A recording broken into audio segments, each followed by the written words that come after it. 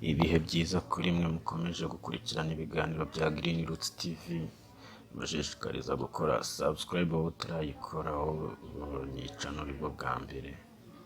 Nkomeza gushimira namwe mukomeje gukora subscribe. Kuri uyu munsi tubazaniye collabo zigera kuri 10, ni ukuvuga indirimbo 10 abahanzi bagiye bahuriramo zigakundwa cyane muri 2024 hano mu Rwanda. Hasigaye iminsi igera ku 10 tugashyira akadomo kuri 2024. Ni umwaka wahiriye bamwe, abandi bikanga mu muziki nyarwanda kimwe no mu zindi nzego z'ubuzima. Gukora indirimbo igakundwa ni ikizamini mu bindi. Uzumva umuhanzi mu biganiro n'itangazamakuru avuga ko uburyo indirimbo ye yakiriwe byamutunguye, kuko yayikoze nk'izindi atiyumvishaga ko izarenga imfuruka za studio yayikoreyemo. Mu gihe tugana ku musozo w'umwaka wa 2024, twasubije inyuma amaso tureba indirimbo 10 zagiye zikundwa zahuriyemo abahanzi ushobora kuba 2 bakoranye indirimbo cyangwa se barenga. Muri izo ndirimbo turaza gusanga yuko zagiye zikundwa na benshi ndetse n'ubu ngubu zikaba zigikunzwe. Urutonde rwakozwe hashingiye ku gihe indirimbo imaze yumvikana muri rubanda, uburyo yahinduye ubuzima bw'abayikoranye, ibyayibanjirije n'ibyayikurikiye n'ibindi bigiye bitandukanye. Ku mwanya wa mbere rero turahasanga indirimbo Iyo Foto ya Bruce Melody.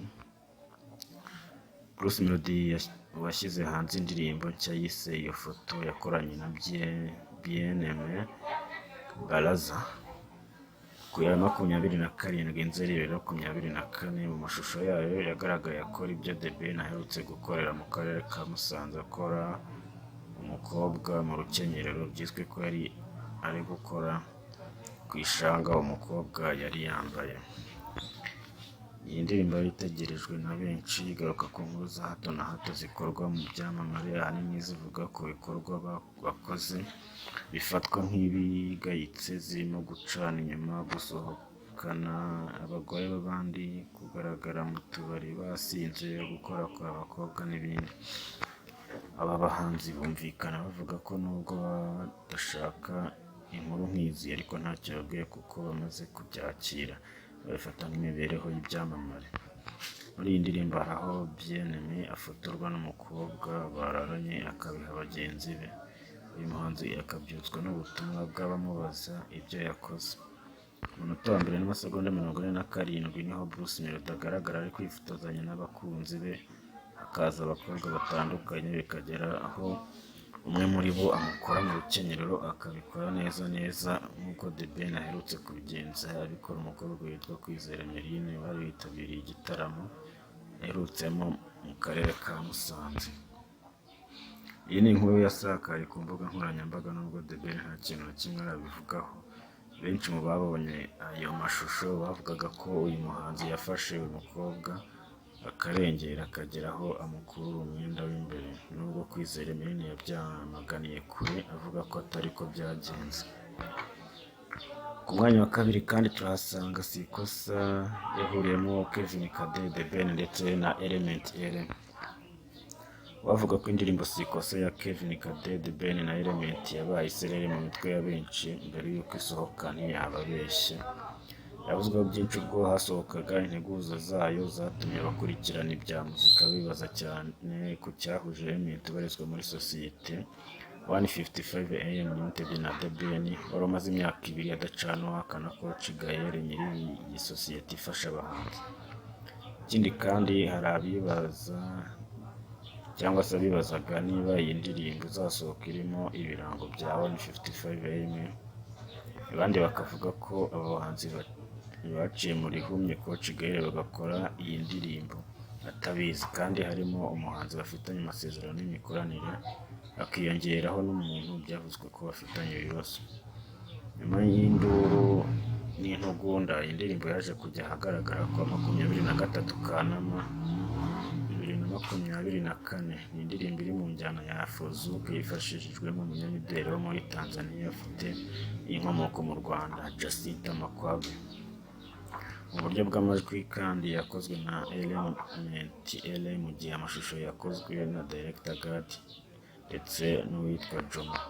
Yanditswe na Junior Maga, Kenny Keshat na Diedora. Imbyino zirimo zatunganijwe na Titi Brown. Ku mwanya wa gatatu turaza kuhasanga Jugumira DJ Philipita yahurijemo Chris Easy ndetse na Kevin Kade. Abahanzi Chris Easy, Kevin Kade na DJ Philipita bashyize hanze indirimbo bise Jugumira, yaranzwe n'ibizazane mu ifatwa ry'amashusho yayo birimo kunyagirwa amanywa n'ijoro. Iyi ndirimbo bise Jugumira yagiye hanze ku gicamunsi cyo ku itariki 21 Gashyantare 2024. Jugumira ni izina bise iyi ndirimbo bakomora mu ijambo ryo mu rurimi rw'Ikirundi risobanura gutitira. Yagiye hanze itanzwe arenga miliyoni enye z'amafaranga y'u Rwanda. Ni mu gihe amajwi yayo yatangiye gufatwa ku itariki ya 9 Ukuboza 2023 nk'uko byemejwe na DJ Philipita. Producer Element L wakoze iyi ndirimbo mu buryo bw'amajwi kugeza irangiye yishyuwe 700,000 hatabariwemo ibindi byakoreshejwe mu bihe bitandukanye ubwo babaga bagiye kumureba muri studio, birimo kurya no kunywa nk'uko ahateraniye ibyamamare barangwa no gusangira kugira ngo bungurane ibitekerezo. Iyi ndirimbo iri mu njyana Element yaramaze igihe atunganya yise avuga ko ibamo umudiho wa Kinyarwanda. Ku mwanya wa kane hari indirimbo Moromita. Gadi yakoranye na Neringabo ndetse na Keniso. Director God utunganya amashusho y'indirimbo yahurije hamwe abahanzi babiri, Keniso na Neringabo, mu ndirimbo yise Moromita. Izaba ari iya mbere yashyize hanze ikazifashishwa muri filime ari gutunganya. Uyu musore wakoze amashusho y'indirimbo nyinshi zikunzwe mu Rwanda yabwiye itangazamakuru ko iyi ariyo ndirimbo ya mbere akoze muri studio. Yemeza ko igitekerezo cyayo yakigeze nyuma yo gushaka uko ahuza abahanzi bakamufasha gukora indirimbo zijya muri filime ye bizwi nka soundtrack yamaze gutunganya. Iyi ndirimbo yasohotse tariki 2 Gicurasi 2024 kandi na bagenzi be bayitiriye izina ry'umukobwa Moromita. Akaba ariyo ya mbere ihuje n'ingabo ubarizwa muri Kina Music na Keniso yarutse gusinya muri 155am Entertainment. Amashusho y'indirimbo yatunganyijwe n'abarimo Gadi, Meddy Saleh, Unico na Chico Berry, mu gihe amajwi yatunganyijwe na Producer Element. Ku mwanya wa gatanu turahasanga Putani, ni Bulldog featuring Juno Kizigenza. Ubwo yiteguraga gushyira hanze izihiza imyaka isaga 15 amaze mu muziki, Bulldog yabanje gushyira hanze indirimbo yakoranye na Juno Kizigenza. Yavuze ko inkuru y'indirimbo yise Puta bayitekereje bisanzwe bari kumwe, bahitamo guhita bayikorana. Iyi ndirimbo ariko hari aho ihuriye n'ubuzima busanzwe abahanzi baba baririmba abakobwa birirwa bazenguruka mu basore ku buryo ashobora kumara kuryamana n'umwe i Kigali agahita atega indege ajya kureba undi i Doha muri Qatar cyangwa ahandi hose hanze y'u Rwanda.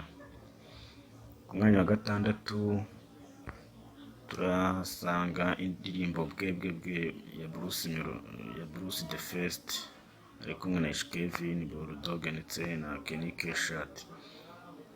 Abakunda umuziki nyarwanda by'umwihariko injyana ya drill na trap bamuzi nk'umwe mu basore bahagaze neza, afite ijwi ryihariye n'imyandikire idasanzwe. Uwo nta wundi ni umuraperi Bruce The First. Umuraperi Bruce The First ukomeje kwigarurira imitima ya benshi mu rubyiruko rukurikira muzika nyarwanda. Yakomeje kwigaragaza neza muri uyu mwaka. Muri Werurwe 2024 nibwo Bruce The First yasohoye indirimbo Bwebwe yakoranye na Bulldog, Kenny Keshat na Kevin.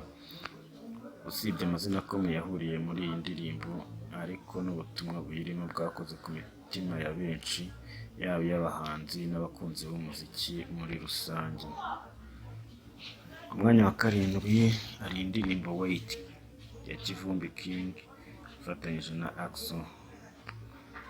Uvuze ko mu muziki nyarwanda Kivumbi King ari mu b'imbere kandi igihe kimwe ashobora kuzatungurana mu ruhando mpuzamahanga, ntabwo waba ubeshye kuko ibihamya birahari. Uhereye ku buryo uyu muhanzi yandikamo, avanga, kuririmba no kurapa, n'uburyo akomeza kugenda aseruka mu bitaramo hafi ya byose bikomeye mu Rwanda, no kuba agerageza gukoresha indimi z'amahanga.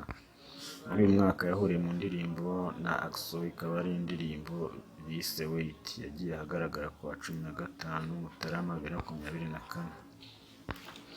Ku mwanya wa 8 ho turahasanga indirimbo JJ ya Platini yakoranye na Davis D. Umuhanzi Ikishaka Davis wamamaye nka Davis D aherutse gutangaza ko bakoresheje arenga miliyoni 10 mu ikorwa ry'amashusho y'indirimbo JJ yakoranye na Nemeye Platini, ndetse batanze akazi ku bantu basaga 100 mu rwego rwo gufasha abasanzwe bari mu ruganda rw'umuziki mu buzima bwa buri munsi. Ni ubwa mbere aba bahanzi bombi bakoranye indirimbo, ntabwo isanzwe mu rugendo rw'umuziki wa Davis D, kuko yasohotse mu gihe yari ari kwitegura gukora igitaramo Shine Boy Fest cyo kwizihiza imyaka 10 ishize ari mu muziki, kikaba cyarabaye ku wa 30 Ugushyingo 2024 muri Camp Kigali. Ni indirimbo idasanzwe kandi kuri Platini kuko yagiye hanze mu gihe aherutse gukora igitaramo yise Baba Experience, ndetse ibihumbi by'abantu bamusaba ko iki gitaramo yajya agikora buri mwaka. Icyo gihe ni ukuvuga ku wa 30 Werurwe 2024 yahurije hamwe abahanzi bakomeye ataramira muri Camp Kigali. Iyi ndirimbo JJ yakozwe mu gihe cy'amezi 2, yaba mu ikorwa ry'amajwi ndetse n'ikorwa ry'amashusho, ifite iminota 3 n'amasegonda 11. Naho indirimbo ya 9 ni Best Friend ya Bwiza featuring The Ben.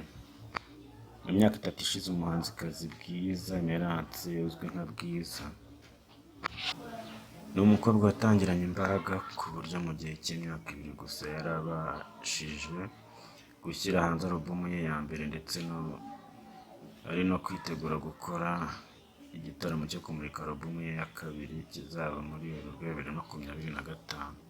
The Ben na Bwiza baherutse gusohora indirimbo nshya bise Best Friend yakiranwe yombi n'abakunzi b'umuziki, aho Danny Vumbi yagize uruhare runini mu kuyandika ndetse no kuyigurisha.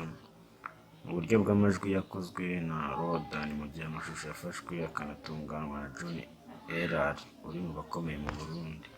Bwiza yabwiye Inyarwanda ko gukorana na The Ben zari inzozi ze, kuko yatangiye kuvugana nawe ubwo yashyiraga hanze indirimbo Wed, akanamuhamagara amutera imbaraga mu rugendo rwe rw'umuziki nk'umukobwa uri kugaragaza impinduka. Yagize ati ndishimye cyane kuba kuri iyi nshuro mfite indirimbo nabashije gukorana na The Ben. Ni ibintu nifuzaga mu buzima bwanjye, kuko urebye hagati yanjye nawe harimo imyaka myinshi cyane, noneho ku muntu nkawe wahiriwe n'umuziki, iyi nzozi buri muhanzi wese yagira, ari mu bantu nakuze nkunda kugeza na n'ubu. Uyu mukobwa yashimangiye ko zari inzozi ze gukorana indirimbo na The Ben, ku buryo kubasha kubigeraho ari kimwe mu byo kwishimira mu buzima bwe. Ku mwanya wa 10 turahasanga indirimbo Naragusariye ya Region.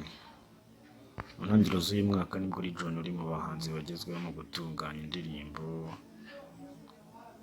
bakanaziririmba, yatangiye gufasha murumuna we gukabya inzozi zo gukora umuziki. Iradukunda Jaime umaze kubaka izina nka Region yafashe ukuboko murumuna we Ndatimana Thierry aka Pama cyangwa se uzwi nka Pama, amuyobora mu rugendo rwa muzika atangiranye n'umwaka 2024, bakora indirimbo yuje amagambo meza y'urukundo bise Naragusariye. Iyi ndirimbo nshya ya Region na Pama yiswe Naragusariye yatunganyirijwe muri Storycast Records, ikorwa na Region. Ishusho yayo yakozwe na Chid afatanyije na Sunny B. Ikindi cyihariye kuri iyi ndirimbo ni uko mu babyinnyi bayigaragaramo Region na Pama biyambaje murumuna wabo muto witwa Edimo Bahizi. Indirimbo twabaha nka bonus track cyangwa se nk'inyongezo, turabaha indirimbo Ogera ya Bwiza ndetse na Bruce Melody. Iyi ngiyi nayo yaje kumenyekana cyane cyane mu bihe by'amatora y'umukuru w'igihugu. Turabashimira rero mwese mukomeje gukurikirana ibiganiro bya Green Roots. Nakagaruka hano kuri Green Roots TV yizereza indirimbo twazikoranye ubushishozi cyane ko zagiye zigarukwaho n'abantu benshi ndetse zagaragaje gukundwa cyane muri uyu mwaka wa 2024. Hari indi nawe wumva twibagiwe kandi yakunzwe n'abantu benshi, yandika muri comment. Ushishikariza gukora subscribe utarayikora, kandi like, share ndetse na comment. Abashimiye cyane. Nakagaruka hano kuri Green Roots TV.